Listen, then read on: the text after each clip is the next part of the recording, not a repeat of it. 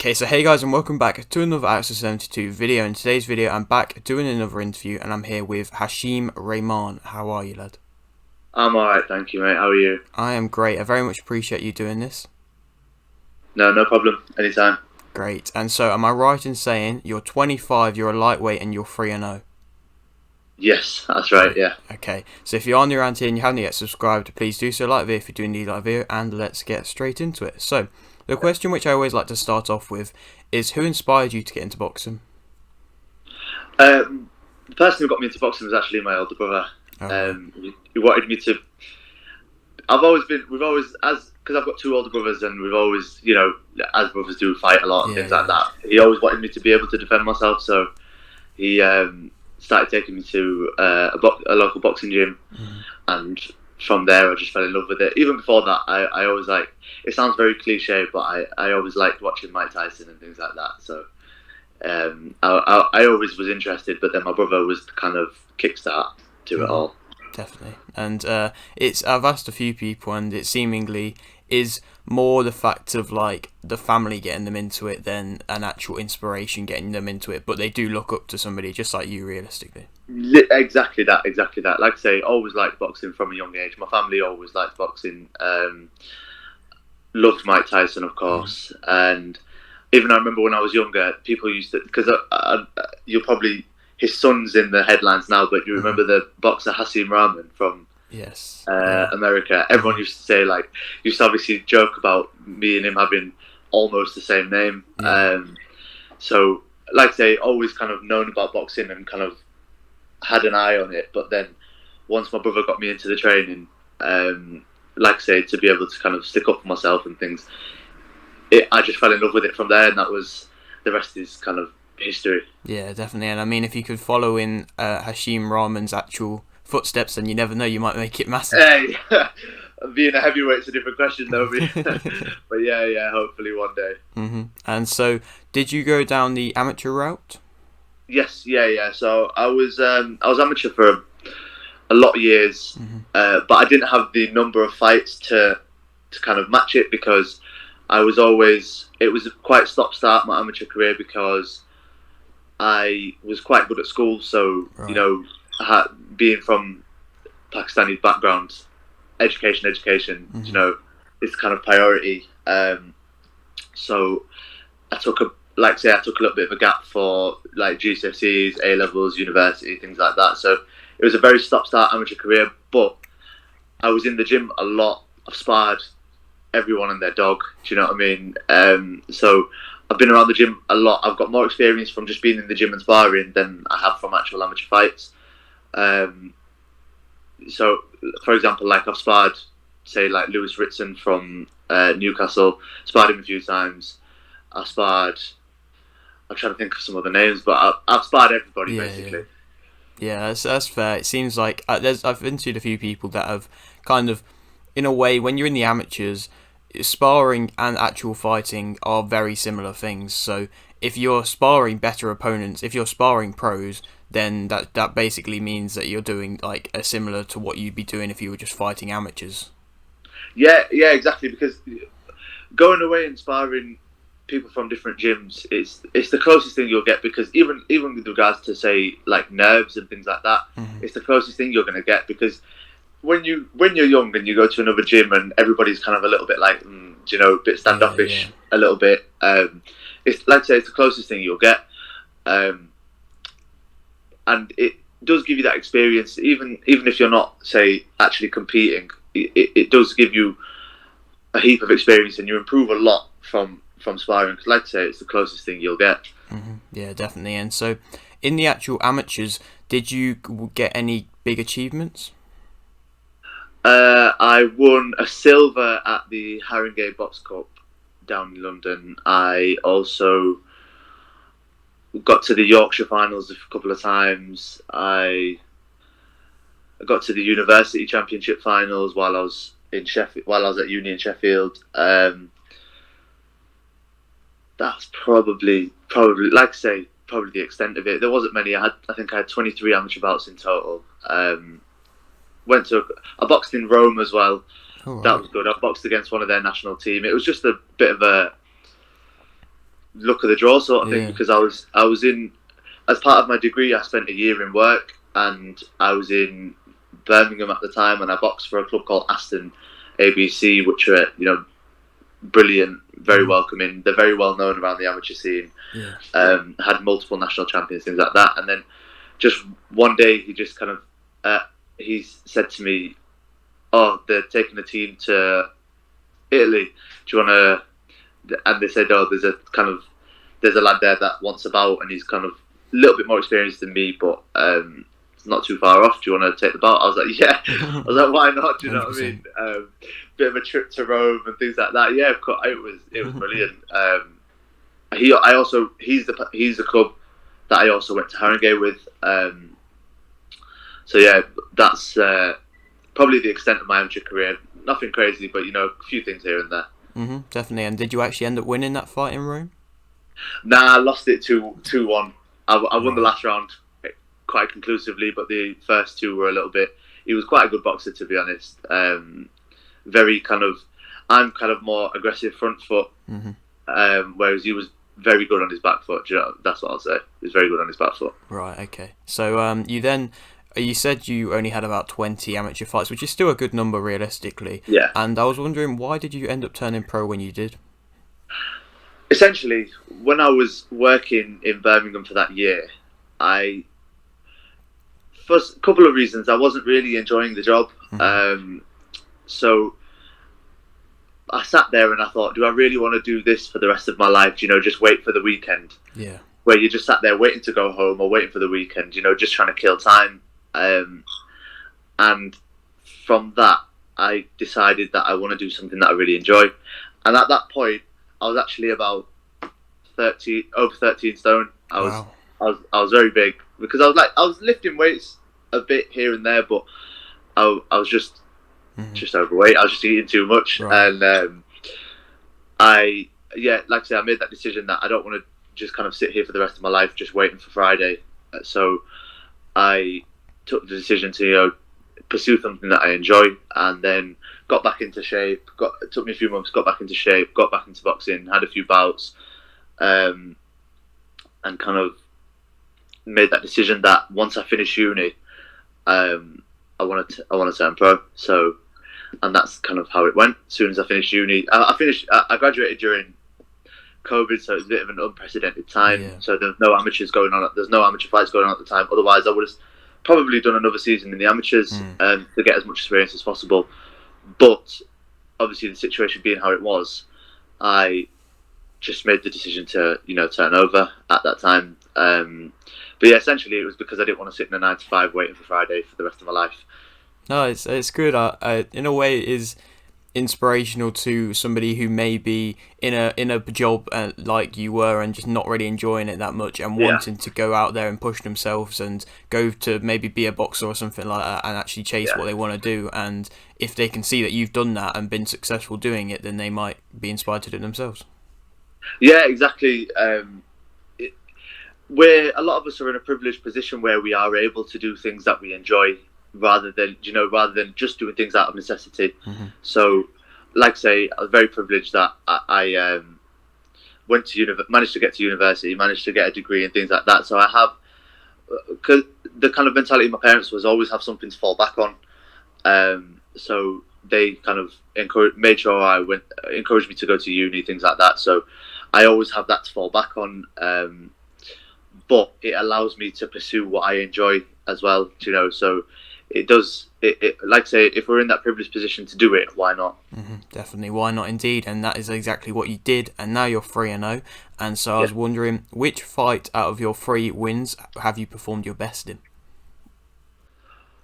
They've all been a little bit different, to be honest. I'd say the third one was probably, although it was still decent, it was probably my least good, let's say, because it was a replacement opponent that was about 5 weights heavier than me. Oh, right. So I had to eat for the last 3 days before the fight, not stuff myself, but, you know, eat a decent amount to kind of get a bit of weight on me. And it was very hard because obviously, like I say, 5 weights above, so he was quite tall. He was very negative, let's say, because he was very, very good defensively. His name's Josh Cook. I actually know him now, but he was very, very good defensively. So it was quite hard to pin him down. Although I did manage a few times, but it was very hard to pin him down, especially over 4 rounds. But the first two, they were very different because the first one I was very volume punching, bang, bang, bang, in and out, not kind of setting my feet too much, kind of changing the angles, putting the pressure on, but not kind of sitting down on my shots. Whereas the second fight was more similar, a lot of volume punching and throwing a lot of shots, but I was sitting down on my punches, trying to get a bit more spite into them. If I had to choose, I'd say probably my first one, because having such a short amateur career, and my manager actually saw me. He'd only ever watched me spar once, and it was a really bad spar against like a very good welterweight. Do you know what I mean? Yeah. And I was didn't have a good spar, so I don't know. His expectations were probably not very high, and then I just kind of blew all that out of the water with, thank God, with my first performance. And just showed everyone what I'm capable of. So I'd probably say my debut was probably my best performance, just because of the expectations that were on me, and I just kind of blew them out the water. Definitely, and with the fact of you saying about your third fight and the fact how he kind of was being a negative fighter, that is kind of what you do get with certain journeymen. They just go in there to try and maybe win on points or throw the occasional big shot that might land or something like that, and it can make it like sometimes a viewer might see it and be like, oh, how did he not beat him convincingly? He's lost loads of fights, but it's because they know how to fight like in a tough fight in a way, but they might lose a lot of fights because they're fighting tough opposition. Yeah, exactly. So, like, for example, this Josh Cook, he's fought some really, really good, good prospects, and given them very difficult fights. So I can't remember the names, but for example, there's a couple of amateur lads from somewhere not far, somewhere around Manchester, that are kind of touted for big things, and he gave them, he made them look average because of how good defensively he is. So it's like, people say, oh, journeyman, they're not that good, blah, blah, blah. There's some of them that you get in there that are actually, they really know what they're doing. They're just obviously they don't have that desire to be a prospect, you know what I mean? But they really do know what they're doing, and they know how to handle themselves in the ring. So they can make it a difficult night for anyone if they want to, do you know what I mean? Yeah, definitely. I completely understand what you're saying. And so you're 3-0 at the moment, and you're just kind of at the start of your career. And I was wondering if you have a possible date of when you might be back fighting. We were initially looking at September, but it looks like that's not going to be the case anymore. So I've been back and forth with my manager, and he is trying to sort a date, I think, for October. So hopefully mid-October-ish, mid to late October, something like that. I'm always in the gym anyway. I'm always training, and I'm always in decent shape. So I'm ready, whenever. So literally just waiting for the phone call. But hopefully, from what I can gather, it's looking like mid to late October. Hopefully. Great. And so, am I right in saying you work with VIP Boxing? Yes, that's correct. Yeah. So what is it like working with them? Yeah, no, they're great. They kind of, they look after you, and because I'm in direct contact with with Steve Wood, who's obviously the main guy. So I'm in direct contact with him, so I can just drop him a message whenever I want, and he's very responsive, and he'll always kind of be upfront with me. Let's say he's very straightforward, no nonsense, just kind of get stuff done. And like I say, they look after you well as they can, and it makes for a good relationship. So like he's one of the better managers I've ever come across. Let's say he's good. I'm very happy to be with him. Great. I mean, definitely in the sport of boxing, especially on the lower levels, you do sometimes get a little bit of, in a way, dodgy things. I suppose I say that might happen. Yeah, definitely. Yeah. Like I say, I know a few. I had a friend recently even speak to me about he was getting offered. He turned it over and he was getting offered managerial contracts from here, there, and here and there, and he was asking me what what my situation is to kind of to compare, see what he's being offered. And a few of them were offering him a bit. A couple of them sounded too good to be true. To be honest, do you know what I mean? And I thought there's something, something maybe a bit dodgy in there.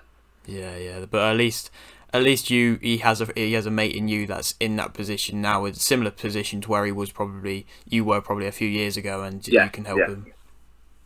All right, and so you've got this possible fight happening in October, and I was wondering, why should people come and watch you? What makes you different to other fighters? Let's say I believe I'm an exciting fighter because of my style. So I'm an aggressive. I think the term would be boxer puncher. Right. So I'm an aggressive boxer puncher where, not to sound arrogant, obviously, it's all thanks to God, but like, I've got decent power on me. I'll say I can whack, and I can put the shots together a lot, and I'm aggressive, which always kind of guarantees most of the time like a decent fight if you've got an aggressive fighter in there. Do you know what I mean? So I'm an aggressive fighter who can box and can punch a bit. So it's a recipe for a good fight, really, isn't it?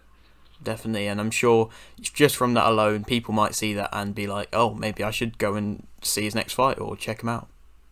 Yeah, definitely. Like I say, I can. If you look at my couple of fights, 3 fights that I've had on, if you watch them, you can see that I'm not just kind of your standard straightforward, go forward in a straight line or anything like that. Do you know what I mean? Although I'm aggressive, it's calculated aggression, and it's like, coming forward. I don't just go in straight lines. I can change the angle. I can move in different directions. Defensively, I'd say defensively I'm decent. I don't really get hit too much. I haven't been, at least so far.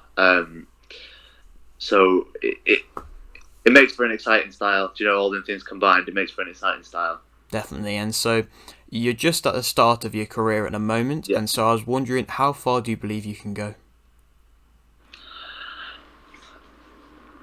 I believe my goal really, given my limited amateur experience, things like that, my goal, if I can win a British title, I'll be over the moon. That's my goal. Anything further than that is a bonus. But for me, winning that British title would be, a real sweet kind of, I'd say not an ending, but a sweet point at the start of the story. Do you know what I mean? That's the goal that I'm aiming towards. That's what I have. That's the vision I have in my mind of winning a British title. Sorry. Like I say, anything past that is just a bonus. Definitely. And so you've been speaking about the English level kind of opposition, and just that you want to get to the top of that. And I was wondering, if you could fight any active fighter in your division, who would be a dream opponent? Any active fighter in my division? Oof. This is gonna sound really silly, but any active fighter in my division, I'd go with Lomachenko just to see what it's like. Definitely. Because so I went to watch him versus Luke Campbell, because me being from Hull, obviously Luke Campbell's kind of the inspiration of the city, and I sparred Luke Campbell as a kid and as an adult as well.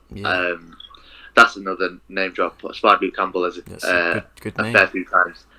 And when I went to watch that fight at the O2 in London, just seeing how fast, obviously knowing how good Luke Campbell is, having been in the ring with him, just seeing what Lomachenko was able to do to Luke Campbell, bearing in mind how good Luke Campbell is, he was able to neutralise so many things. It was ridiculous. One of the main things that was noticeable was, obviously, when you have a bit of a bird's eye view of the ring, you can see how fast he gets across the ring and back, and how fast he changes the angles and things like that. So his feet are something else. And I'd love to fight him just for the experience. Do you know what I mean? Obviously, you'd get your head punched off, really, but it just for the experience, I'd love to do it. Yeah, definitely. I mean, he's one of the pound for pound greatest, and 100%. It would be a great fight. Yeah, like I say, he's, in my belief, obviously, people in boxing have short memories. So, like, people say, "Oh, Lopez beat him conclusively." It wasn't conclusive. It was a close fight. He he's still one of the best. You know, he's still top 3 at the weight easily. And I believe he still has the potential to be the top. Do you know what I mean? He still has the potential to kind of beat everyone else. It's just on his day, really. So yeah, and like you said, pound for pound, one of the best still. Yeah, definitely. And I mean, at this moment, am I right in saying the lightweight is probably one of the best divisions at the moment? And so I was wondering, I believe this is going to be it will be in the lightweight division, but Haney versus Cambozas. Yeah, What are that your is the thoughts lightweight on division. that? That's for all the titles. Yes. So I would say, what do I think of it? Yeah, who do you think will win it under rematch?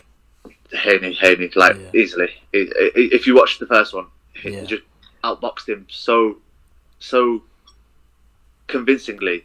There was no argument at all. You know, Cambosis, although he is very good and obviously one of the top at the top, I just think timing is like people say in boxing, timing is everything. I think he just got Lopez at the right time. Yeah. But Devin Haney is like a consummate professional. You know, you never see him out of shape. He's always in the gym, always training, and he's a very, very good boxer. And I just think Haney would beat Cambosis every day of the week. I think just not that Cambosis isn't good, but Haney's just that much better. Yeah, so I'd say I think it'll go similar to the first fight. If the only difference being is that he could stop him late, but probably most likely points again. Yeah. Haney is a very good fighter, but I'll leave with this final question, which I always like to ask. You've got a little bit of a platform here. Would you like to shout anything out? I'd like to shout out. First of all, as I said earlier, my older brother. This all started with him. You know, and I'm obviously very grateful to him because he's my biggest fan. You know, in my amateur fights, there was, you know, when you're in there, you don't really hear anything too much. You might hear your corner a little bit or whatever, but generally everything else is just kind of white noise. Yeah. But I always hear my brother because my brother's always ringside screaming his head off, and I can always hear him.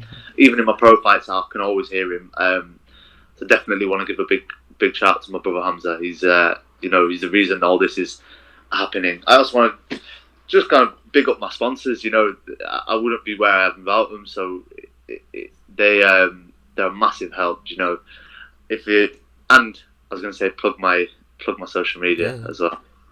I'll plug my social media. So Instagram is at @Hash_Rehman_boxing. So that's probably where the main things are. I've got a TikTok account as well, but my wife runs that, so I let her do it. Do you know what I mean? I'm not savvy to all of that. Do you know what I mean? I don't know. I could see you doing a few TikTok dances. Oh, behave yourself. No, absolutely no chance. She tries to get me to do them, but it just doesn't happen. All right, fair enough. Well, thank you very much for doing this interview, mate. No, I appreciate it. Thank you for having me. Yeah, man. And maybe in a few years when you are fighting for these British belts, we can maybe do a return interview. 100%. Anytime. Great. Okay, well, if you're new around here and you haven't yet subscribed, please do so. Like the video if you're doing the like video, and thanks for watching.